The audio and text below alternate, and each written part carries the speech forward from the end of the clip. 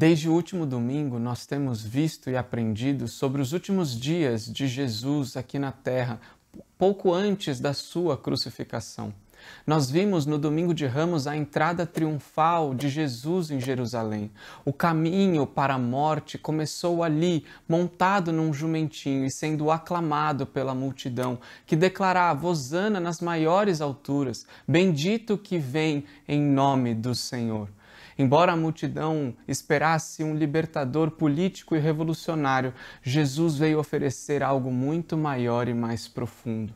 Mas ao se deparar com Jerusalém, contrastando a alegria da multidão, Jesus chorou. Pela segunda vez em sua passagem registrada nos Evangelhos, Jesus chorou porque sabia o que havia acontecido no passado a Jerusalém, pois eles haviam rejeitado os seus profetas, haviam rejeitado a própria mensagem do Messias. Sabia o que haveria de acontecer num futuro próximo, quando Jerusalém seria sitiada pelo Império Romano, seria destruída e massacrada. Jesus chora pelo seu povo.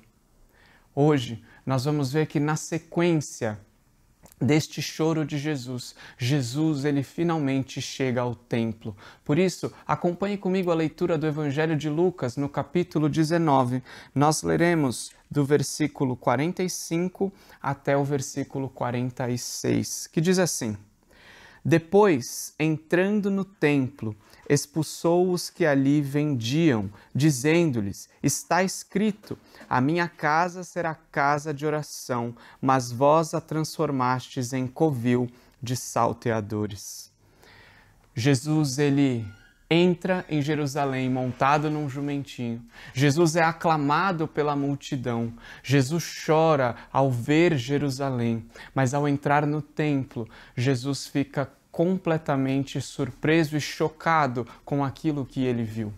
Jesus viu que ali o lugar de oração, a sua casa, e ao dizer a minha casa, citando o profeta Isaías e o profeta Jeremias, ele reivindica para si o título de próprio Deus. Ao ver a sua casa tomada por comerciantes da fé, Jesus expulsa aqueles vendilhões, expulsa aqueles comerciantes que faziam uso do sistema religioso sacrificial para lucrar e explorar através do povo de Deus. Jesus cita os profetas Isaías e Jeremias, dizendo: a minha casa é casa de oração, mas vocês a transformaram num covil de salteadores. A história nos mostra que um covil de salteadores era um local onde os perversos e os criminosos se escondiam depois de praticar as suas maldades. As palavras de Jesus revelam o profundo desprezo que os líderes do povo, aqueles que deveriam pastorear e ensinar a palavra de Deus ao povo,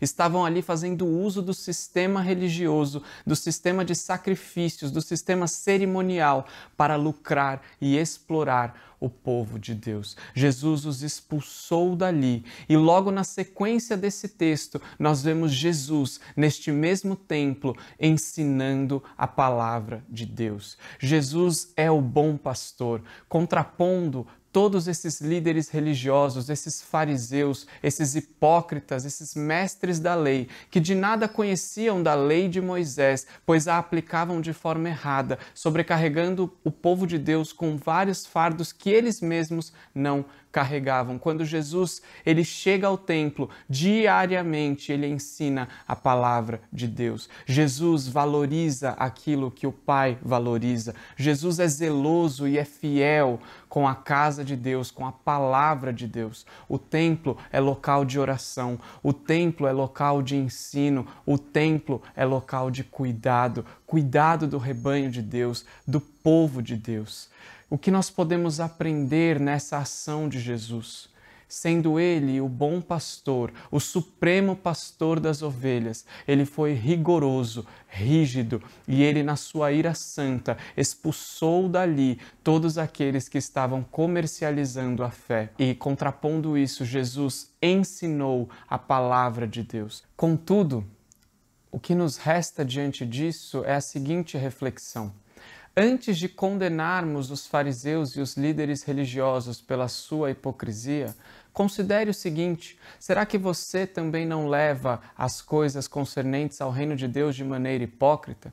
Será que você não vai à casa do Senhor para esconder os seus pecados e perversidades? Que sejamos como nosso Senhor Jesus, que mesmo no caminho da morte permaneceu fiel e zeloso com as coisas do seu Pai.